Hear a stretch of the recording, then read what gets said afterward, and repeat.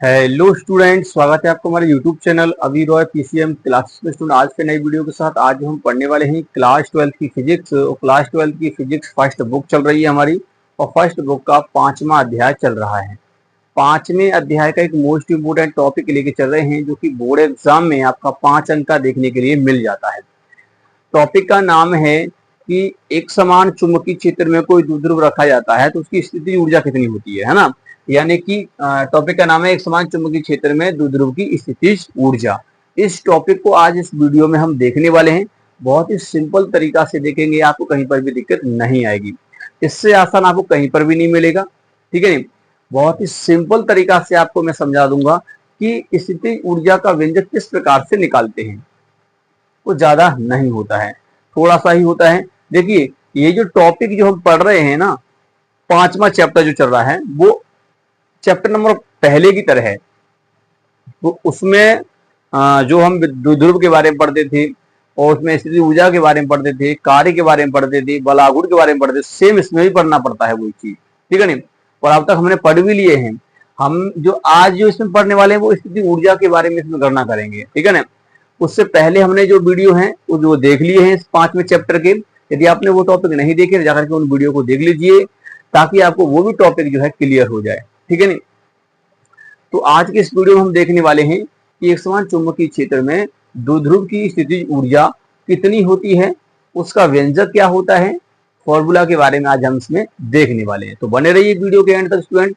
और स्टूडेंट, यदि आप हमारे चैनल पर नए हैं तो चैनल को सब्सक्राइब भी कर लीजिए, बेल आइकन को प्रेस कर ऑल पे क्लिक कर दीजिए, ताकि आने वाली वीडियो की नोटिफिकेशन आपको मिलती रहे, ठीक है स्टूडेंट। तो चलते हैं वीडियो को स्टार्ट। चलिए स्टूडेंट, बात करते हैं एक समान चुंबकीय क्षेत्र में द्विध्रुव की स्थितिज ऊर्जा। देखिए, एक समान चुंबकीय क्षेत्र में द्विध्रुव की स्थितिज ऊर्जा मतलब एक द्विध्रुव रखा होगा, है ना। तो देखिए, सबसे पहले हम बात करेंगे कि स्थितिज ऊर्जा है क्या चीज, है ना। स्थितिज ऊर्जा की हम बात करेंगे तो सबसे पहले आपको पता होना चाहिए कि जब कोई भी एक द्विध्रुव किसी चुंबकीय क्षेत्र में रखा जाता है, ठीक है नहीं, चुंबकीय क्षेत्र में रखा जाता है। जैसे मान लीजिए ये चुंबकीय क्षेत्र है, आप डायग्राम समझिए, ये एक समान चुंबकीय क्षेत्र है, इसमें एक द्विध्रुव रखा गया है, ठीक है नहीं। ये आपको दिखाई दे रहा है एक क्षण चुंबक की भांति है, एन और एस इसके दो ध्रुव हैं। देखिए, इसके दो सामर्थ्य होते हैं, एक प्लस होता है एम वाला और एक माइनस में होता है एम, ठीक है नहीं। ये एक द्विध्रुव की भांति कार्य करता है, क्योंकि एक द्विध्रुव ही है ये, ठीक है नहीं। ये प्लस एम और ये माइनस एम, जैसे वहां पर द्विध्रुव होता था वैद्युत द्विध्रुव, ऐसे यहाँ पर क्या ये चुंबकीय द्विध्रुव है, इसका प्लस सामर्थ्य प्लस एम सामर्थ्य ये है और ये माइनस एम सामर्थ्य ये वाला है, ठीक है नहीं। तो एस ध्रुव वाला माइनस एम और एन वाला प्लस एम, तो यहाँ पर इनके बीच की दूरी कितनी है, 2a है। तो एक द्विध्रुव है और थीटा कोण पर यहाँ पर रखा गया है। आपको पता है कि जब इसको हम घुमाएंगे तो कुछ कार्य भी करना पड़ेगा, है ना। क्या करना पड़ेगा, कार्य करना पड़ेगा। तो इसको जो घुमाने में जो कार्य करना पड़ता है वही कार्य स्थितिज ऊर्जा कहलाता है। इसकी क्या कहलाता है, स्थितिज ऊर्जा।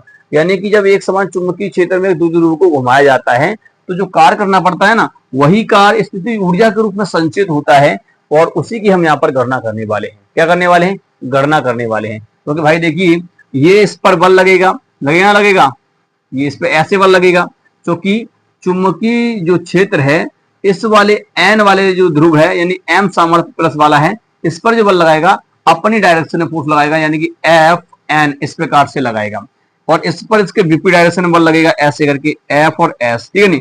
तो ये ऐसे करके घूमेगा, क्या करेगा, इस प्रकार से घूमेगा, यहाँ पर घूमेगा नहीं घूमेगा, घूमेगा भाई, यहाँ पर कुछ इस प्रकार से ये घूमेगा। जब घूमेगा तो भैया यहाँ पर कुछ घूमने में कुछ कार्य करना पड़ेगा, और जो कार्य करना पड़ेगा उस कार्य को ही हम कहेंगे स्थितिज ऊर्जा। क्या कहेंगे, स्थितिज ऊर्जा। जो कार्य करना पड़ रहा है वही कार्य स्थितिज ऊर्जा के रूप में संचित हो जाएगा। तो चलिए सबसे पहले इसकी परिभाषा देख लीजिए। स्थितिज ऊर्जा की परिभाषा क्या होती है कि जब किसी चुंबकीय द्विध्रुव को एक समान चुंबकीय क्षेत्र में रखा जाता है, ऐसे करके ये रखा गया थीटा कोण पर, ठीक है नहीं। जब किसी चुंबकीय द्विध्रुव को एक समान चुंबकीय क्षेत्र में रखा जाता है तो उसे घुमाने में किया गया कार्य ही द्विध्रुव में स्थितिज ऊर्जा के रूप में नियत होता है, ठीक है। नियत यानी संचित होता है, क्लियर। इसे घुमाने में जो कार्य किया जाएगा, तो आपको इतना डायग्राम में पता होना चाहिए, यानी कि जब एक समान चुंबकीय क्षेत्र में किसी द्विध्रुव को रखा जाता है तो उसे घुमाने में जो कार्य करना पड़ता है वही कार्य स्थितिज ऊर्जा के रूप में संचित होता है। बस यही परिभाषा होती है इसकी स्थितिज ऊर्जा की। जो कार्य किया जाता है वही कार्य स्थितिज ऊर्जा के रूप में संचित होता है, ठीक है नहीं। यानी देखिए, ऊर्जा क्या है, ऊर्जा यानी कार्य करने की क्षमता को ऊर्जा कहते हैं। क्या कहते हैं?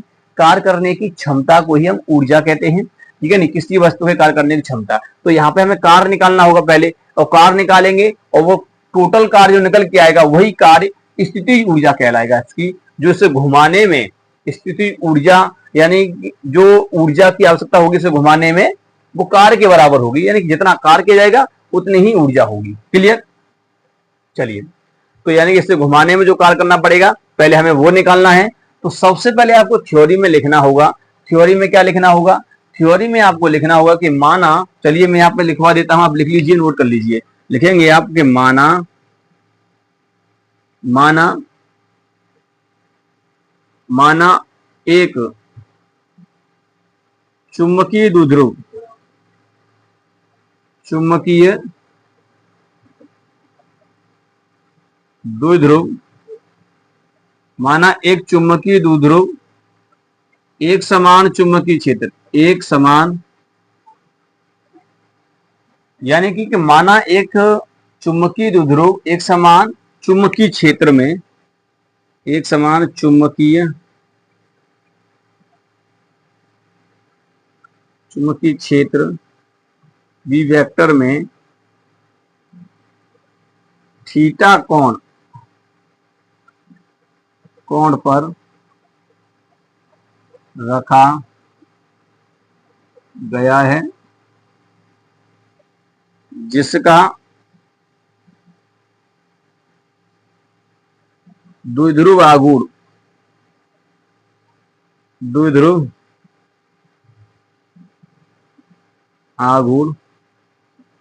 कैपिटल एम है। कितना है? कैपिटल एम है।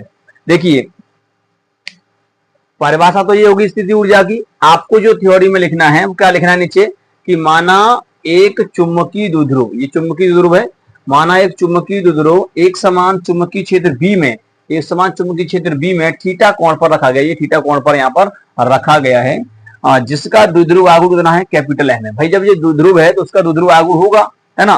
क्या होगा? द्विध्रुव आघूर्ण होगा, तो वो क्या है? कैपिटल एम है। ठीक है नहीं? क्या है? एम है। द्विध्रुव आघूर्ण कितना है? एम है। Clear student? यहां तक तो आपको क्लियर होगा। चलिए अब देखिए, अब जब इसमें रखा गया है तो आपको पता है कि इसका द्विध्रुव आघूर्ण एम है ना? तो अब जब इसमें जो चुंबकीय क्षेत्र में एक चुंबकीय द्विध्रुव को रखा जाता है तो इस पर बल लग रहा है एफ एन और इस पर विपरीत डायरेक्शन में बल लग रहा है एफ एस। तो ये ऐसे करके घूमेगा, ऐसे घूमेगा तो उस पर एक बल आघूर्ण उत्पन्न होगा ना, होगा। ये ऐसे करके घूमेगा यहाँ पर इस प्रकार से, तो इस पर एक बल आघूर्ण उत्पन्न होगा। वो बल आघूर्ण क्या होगा? टॉ, है ना? तो उसका मान कितना होगा तो वो देखते हैं यहाँ पर। ठीक है, जब उसका द्विध्रुव आघूर्ण कितना एम है तब हम बात करेंगे, तब। ठीक है नहीं? तब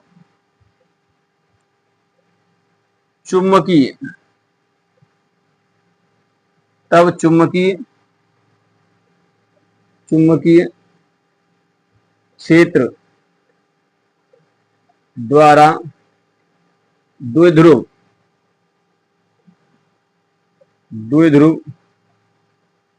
पर उत्पन्न बल आघूर्ण,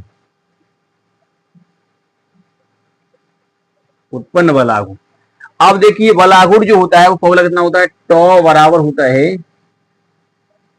एम वी साइन थीटा। ये हमने पढ़ लिया है कि जब एक समान चुंबकीय क्षेत्र में, देखिए जैसा कि हमें पता है क्या, कि जब किसी एक समान चुंबकीय क्षेत्र में एक द्विध्रुव को रखा जाता है तो द्विध्रुव को जब इसमें रखा जाता है तो ये चुंबकीय क्षेत्र इस पर बल लगाएगा, लगाएगा बल लगाएगा।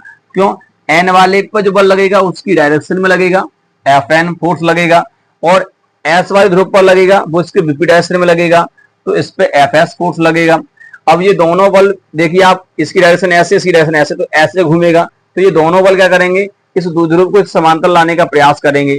जब इससे समांतर लाने का प्रयास करेंगे तो ये दोनों बल युग्म जो हैं एक बल आघूर्ण उत्पन्न कर देंगे इस पर, तो उसका मान होता है टॉ बराबर एम वी साइन थीटा। इसका डेरिवेशन मैंने करवा दिया है, यदि आपने नहीं देखा है तो जाकर के देख लीजिए। ठीक है स्टूडेंट?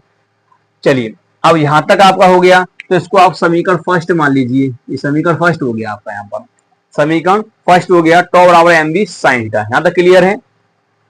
ठीक है, चलिए अब हम बात करते हैं। अब क्या करेंगे, देखिए अब हम इसको थोड़ा सा घुमाएंगे, क्योंकि भैया हम यहाँ पे कार निकालना है। क्योंकि पहले हम कार निकालेंगे, और जब कार निकालेंगे जो टोटल कार निकल के आएगा वही कार ऊर्जा के रूप में संचित हो जाएगा। ठीक है नहीं? तो हमें क्या करना है, कार निकालना है। पहले हम इसको द्विध्रुव को हल्का सा घुमाएंगे, ठीक है नहीं, और फिर हल्का सा कार निकाल लेंगे। ठीक है नहीं? तो चलिए क्या करेंगे अब, यहां पर आप देखिए, यहां पर आप करना क्या है, अब क्या करना है, अब इस द्विध्रुव को क्या करना है, हम डी थीटा कोण से विस्थापित करते हैं। यानी समझिए, अभी आपका चुंबकीय क्षेत्र कुछ इस प्रकार से है ना, और आपका द्विध्रुव इस प्रकार से रखा गया है, ये थीटा कोण पर रखा गया है, ये एन है और ये एस है। ठीक है ना? हमने इसको थोड़ा सा इसको विस्थापित कर दिया ऐसे, यानी कि यहां से अगर हम बात करेंगे तो डी थीटा कोण से इसे विस्थापित किया। जब विस्थापित करेंगे डी थीटा कोण से, तब जो कार्य करना पड़ेगा वो निकालेंगे। तो यहां लिखेंगे, यदि चुंबकीय द्विध्रुव को डी थीटा कोण से घुमाने में किया गया कार्य,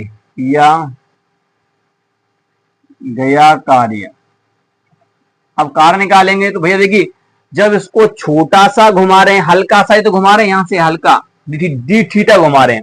जब डी थीटा घुमा रहे हैं तो डी थीटा के लिए कार्य कितना होगा, छोटा सा होगा। कार्य बड़ा होता है बल गुणे विस्थापन, तो कार्य होगा डी डब्ल्यू बराबर बल गुणे, तो बल, ठीक है नहीं, चलिए मैं लिख देता हूं फॉर्मूला। कार्य बराबर क्या होता है, कार्य बराबर फॉर्मूला होता है बल गुणे विस्थापन। ठीक है नहीं? कार्य, अब कार्य कितना करना पड़ेगा, जब छोटा सा घुमा रहे हैं, यानी थोड़े से कोण से विस्थापित किया जा रहा है, तो डी डब्ल्यू कार्य किया जाएगा, और यहां पर टॉ लिया जाएगा, टॉ इंटू डी थीटा, क्योंकि बल आघूर्ण लिया जाएगा, क्योंकि इसके विपरीत हम यहां पर घुमाएंगे, ऐसे घुमाएंगे। टॉर कैसे लग रहा है, तो इतने ही फोर्स से इसको हम क्या करेंगे, इस प्रकार से घुमाएंगे, है ना। अगर हम ऐसे घुमाते हैं चुंबकीय क्षेत्र की डायरेक्शन में, घुमाते हैं, तो हमें कार्य नहीं मिल पाएगा, क्योंकि फोर्स ऐसे ही लग रहा है, तो ये क्या हो जाएगा, एकदम घूम जाएगा, है ना। हमें धीरे से क्या करना है, इसे घुमाना है, यानी इस टॉर्क के विपरीत बल लगाना है। मतलब टॉर्क भी जो लगना चाहिए वो इसके बराबर ही बल होना चाहिए, है ना। तो इसके बराबर फोर्स होना चाहिए, तो इसके विपरीत हम उसे घुमा रहे हैं डी थीटा, तब इतना हो जाएगा।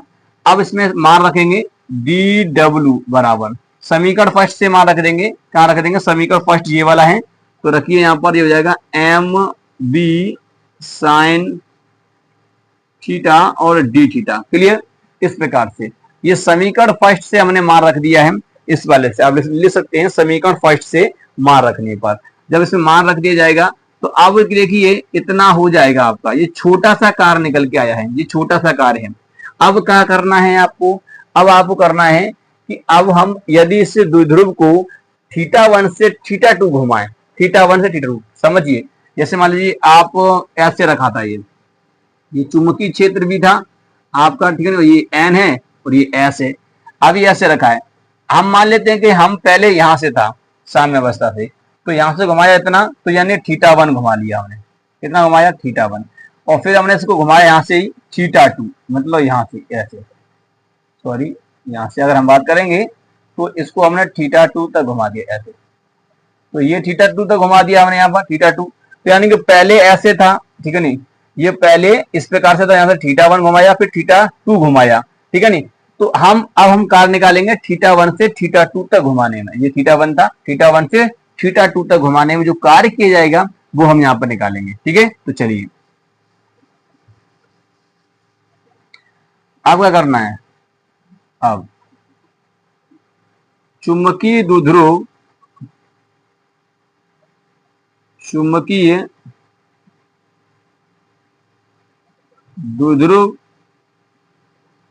को थीटा 1 से थीटा 2 तक घुमाने में किया गया कार्य।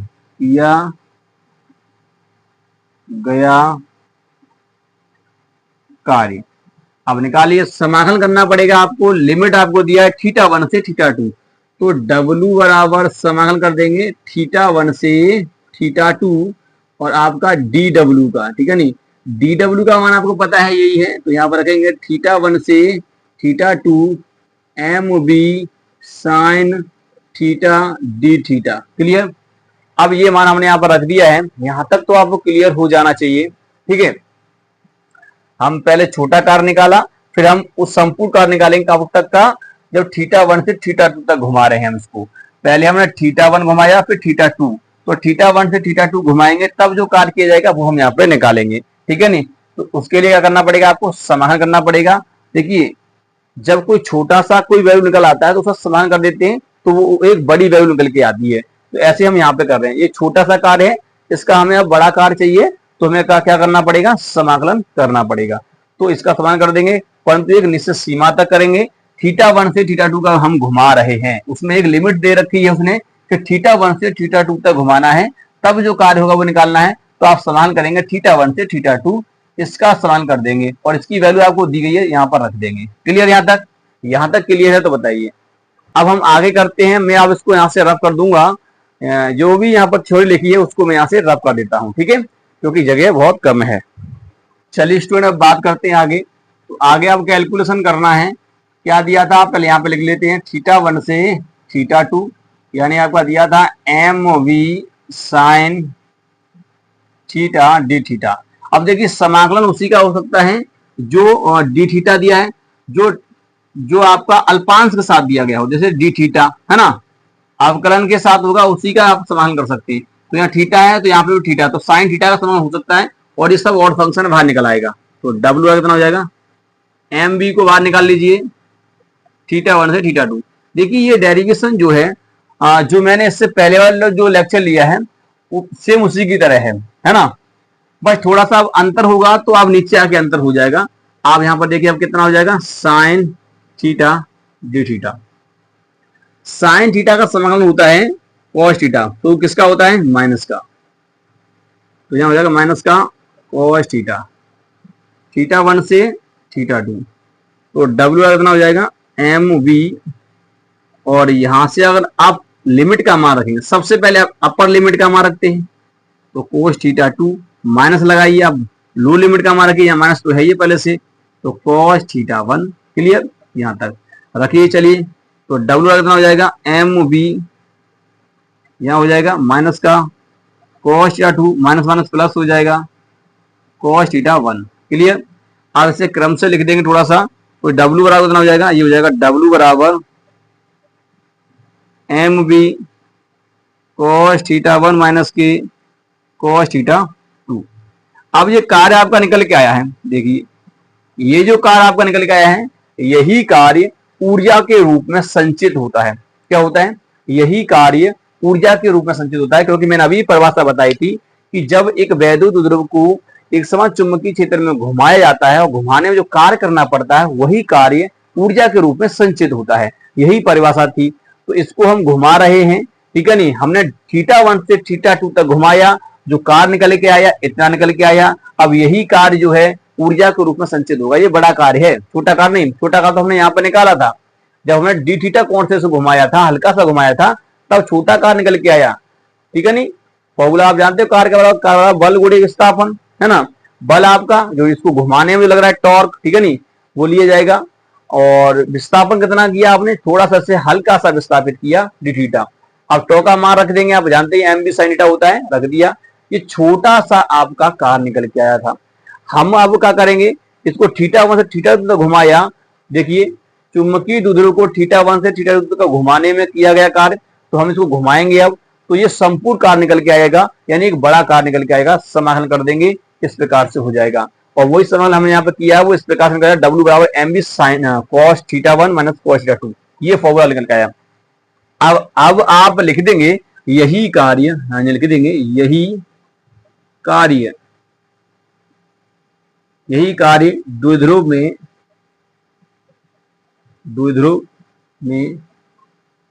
स्थितिज ऊर्जा के रूप में संचित होता है। स्थितिज ऊर्जा के रूप में निहित होता है या संचित होता है। ठीक है नी, निहित होता है। क्लियर। तो अब आगे थोड़ा सा और कर देंगे। ठीक है, और कुछ नहीं करना है, थोड़ा सा करना है और आपका हो जाएगा। तो आप चलिए मैं यहां कर देता हूं। तो अब करना क्या होगा, u बराबर कर देंगे w। ठीक है नी, ये w निकल के आया है वही, तो ये हो जाएगा u बराबर m b कोष्टक के अंदर cos θ1 माइनस के cos θ2। ये फॉर्मूला निकल के आया आपका।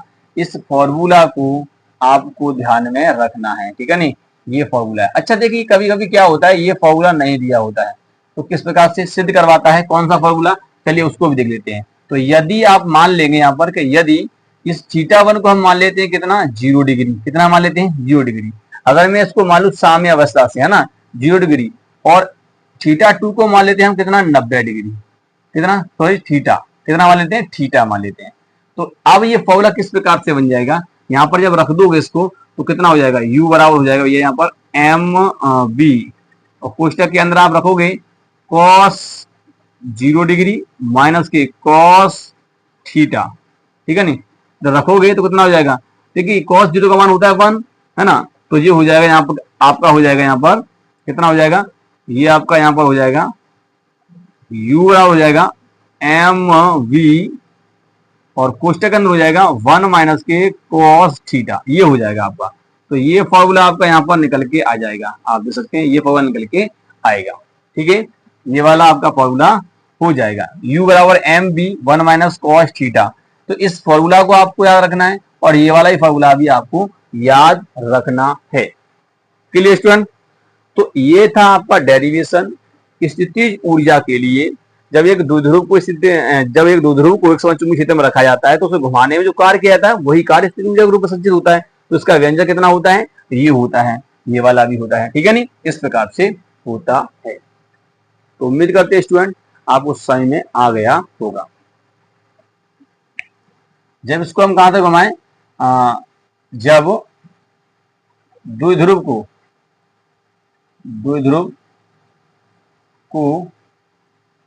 कहां से घुमाएं, मानक स्थिति θ1 यानी कि हम कह सकते हैं 90 डिग्री से वर्तमान स्थिति, ठीक है नी, वर्तमान स्थिति θ2 बराबर θ2 थीटा तक घुमाने पर। ठीक है नी, तब यहां पर निकालेंगे तो कितना हो जाएगा। तो आप देखिए यहां पर ऊर्जा निकल के आएगी आपकी एम वी, पहला है 90 डिग्री तो cos 90 डिग्री लिया जाएगा माइनस cos थीटा लिया जाएगा, क्योंकि इस फॉर्मूला में रखिए इस वाले में पहली स्थिति हम यहाँ पर मान रहे हैं कि पहले ही कोण कितना है, 90 डिग्री है, तो उसे मानक स्थिति मानते हैं। जब इसको हम देखिए ऐसे लेके आए, इसको 90 डिग्री पर ऐसे लेके आए, फिर यहाँ से ऐसे घुमाएं, है ना, और कहीं तक ले जाएं इसको, तो उसकी वर्तमान स्थिति होगी ना, यहाँ से हम ले जाएंगे कहीं तक घुमाएंगे तो थीटा तक घुमा दिया। मान लीजिए पहला कोण ये यहाँ से लेके 90 डिग्री, है ना, ये समझिए। जैसे मान लीजिए आपका ये चुंबकीय क्षेत्र ऐसे था, ये चुंबकीय क्षेत्र है ऐसे बी, है ना, अब हम इसको ऐसे लेके आ रहे हैं, ऐसे अगर लेके आया हमें, ये एन हो गया और ये एस हो गया, है ना, तो ये कितनी है यहाँ पर देखेंगे तो ये 90 डिग्री है, अभी कितने पर है, 90 डिग्री पर। अब मैं इसको थोड़ा सा घुमा देता हूँ, तो मैंने अब इसको घुमा दिया ऐसे, तो अब देखिए ये यहाँ तक आ गया है, तो ये थीटा तक आ गया। तो यानी पहला कोण 90 था, दूसरा कोण θ2 है, मतलब थीटा है, तो पहला 90 दूसरा थीटा, तो मैंने यहाँ पर रख दिया है। तो इस प्रकार से कितना हो जाएगा जी, अब फॉर्मूला आपका एम बी, और cos 90 का मान कितना होता है, 0 होता है, तो यहाँ हो जाएगा माइनस का cos थीटा। इस प्रकार से u बराबर हो जाएगा minus M B cos theta. तो ये फॉर्मूला भी आपको कभी कभी देखने के लिए सिद्ध करवा सकता है या मिल सकता है, ठीक है नहीं। तो इस प्रकार से आपको ध्यान रखना है, ये कंडीशन आपकी यहाँ पर हो जाती है। क्लियर।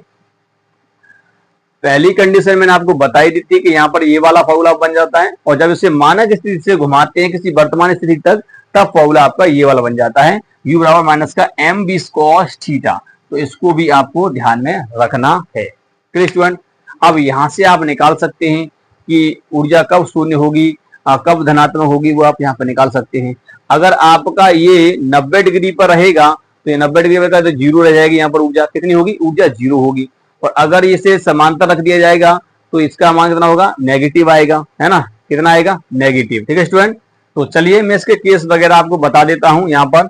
चलिए तो सबसे पहले हम बात करेंगे फर्स्ट केस की। फर्स्ट केस कौन सा, केस नंबर फर्स्ट आप देखिए।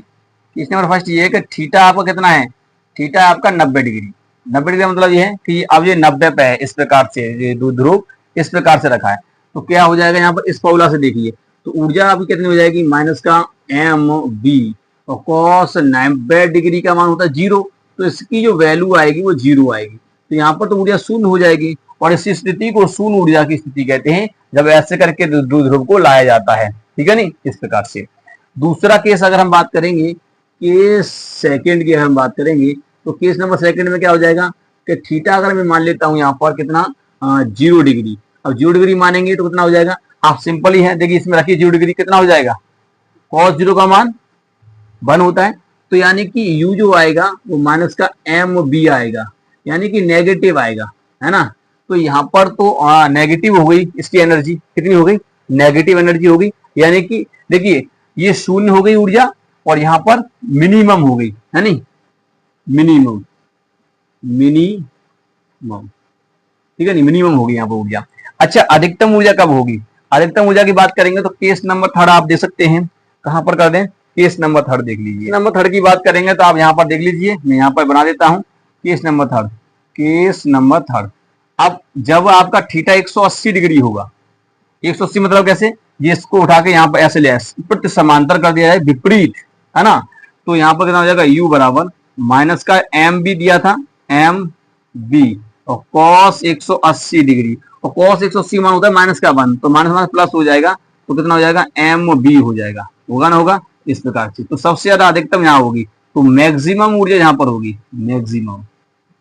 तो मैक्सिमम ऊर्जा होगी प्रति समांतर होगा, जब चुंबकीय ध्रुव को प्रति समांतर रखा जाएगा ऐसे, तब आपका अधिकतम होगी ऊर्जा, और समांतर रखेंगे तब, समांतर रखेंगे तो मिनिमम होगी, है ना। और जब इसको 90 डिग्री पर रखा जाएगा ऐसे करके मानक स्थिति पर, तब ऊर्जा शून्य होगी। देखिए शून्य है और इस प्रकार से। तो ये स्थितियां ऐसे केस वगैरह हैं जो कि पूछ लेता है। ठीक है स्टूडेंट। तो अब ये आपका टॉपिक होता है कंप्लीट। ये था स्थिति ऊर्जा का फॉर्मूला वगैरह, यहाँ पर मैंने इसको इस प्रकार से निकाला है। ठीक है स्टूडेंट। तो उम्मीद करते हैं समझ में आ गया होगा, ये समान चुंबकीय क्षेत्र में द्विध्रुव की स्थिति ऊर्जा क्या होती है, उसका फॉर्मूला आपको यहाँ पर निकालना आ गया होगा। अगर आपको ये वाला सिद्ध करवाए फिर भी कर सकते हैं, आपको ये वाला करवाए तो फिर भी कर सकते हैं, केवल आपको ये वाली लाइन लिखनी होगी केवल। ठीक है नहीं, यहां तक तो करना ही होगा। फिर आपको इसको लिख के बाद अगर मान लीजिए ये वाला सिद्ध करवाया है तो आप ये वाली लाइन लिख दीजिए और यहाँ से कर दीजिए, है नहीं। और अगर ये वाला करवाया तो यहाँ से कर देंगे, ये हो जाएगा क्लियर। डायग्राम ऐसे बनाना है। और कंडीशन पूछेगा केस वगैरह कि कब ऊर्जा अधिकतम होती है, कब न्यूनतम होती है, कब मतलब शून्य होती है, तो आप कंडीशन बता देंगे। केस नंबर फर्स्ट, जब थीटा 90 डिग्री पर होता है तो इस वाले से निकलेगा, थीटा 90 डिग्री पर होता है तब। जब थीटा 90 डिग्री पर होगा इसका मतलब ये है थीटा कोण 90 डिग्री पर होगा, इसका मतलब ये 90 डिग्री पर होना चाहिए, ये द्विध्रुव जो है 90 डिग्री पर होना चाहिए, तभी तो बनेगा 90 डिग्री कोण। जब ये ऐसे होगा तब चुंबकीय क्षेत्र और द्विध्रुव के बीच कोण बनेगा 90 डिग्री का, है ना, क्योंकि चुंबकीय क्षेत्र ऐसे है और ऐसे रखा जाएगा तो 90 डिग्री का बनेगा। और अगर इसी को हम ऐसे रख दें तो, ऐसे करके रख दें तो समांतर हो जाएगा इसके। अब ये एन वाला इस डायरेक्शन में आएगा, ठीक है ना, तब कहेंगे समांतर। और जब एन वाला विपरीत आएगा तो कहेंगे प्रति समांतर। जब ऐसे हो जाएगा तब बनेगा 180 का कोण, तो तब बनेगा 180 का कोण। तीसरा केस है ये वाला। तब इस कंडीशन में आपकी जो एनर्जी होगी वो अधिकतम होगी। क्या होगी, अधिकतम होगी। और यहाँ पर न्यूनतम हो जाएगी जब ये समांतर होगा। ठीक है स्टूडेंट। तो उम्मीद करते हैं आपको समझ में आ गया होगा। ये टॉपिक थोड़ा सा लेंथी है परंतु आपको समझ में आ गया होगा। ठीक है नहीं, उम्मीद करते हैं आपको वीडियो पसंद आया होगा। वीडियो पसंद आया तो वीडियो को एक बार लाइक कर दीजिए, चैनल को सब्सक्राइब कर बेल आइकन को प्रेस जरूर कर दीजिए ताकि आने वाले वीडियो की नोटिफिकेशन आपको मिलती रहे। मिलेंगे नेक्स्ट वीडियो में, तब तक के लिए जय हिंद।